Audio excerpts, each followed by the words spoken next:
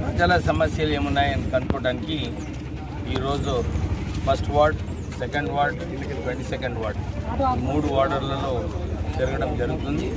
చాలా చోట్ల కూడా సరిగా డ్రైన్స్ లేక దోమలు ఎక్కువైతున్నాయని చెప్పి ప్రజలందరూ కూడా కంప్లైంట్ చేస్తున్నారు.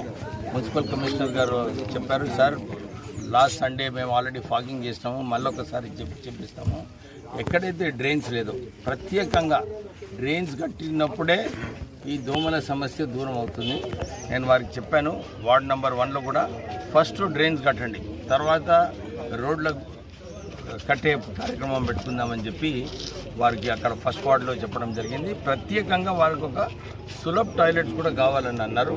మా కార్యకర్తలకు చెప్పినా నాకు ఒకసారి చోటు చూసుకుంటే సులభ్ టాయిలెట్స్ కోసం కూడా మా డిఎంఎఫ్టీ నిధుల నుంచి ఇచ్చి అక్కడ టాయిలెట్స్ కట్టిస్తాము.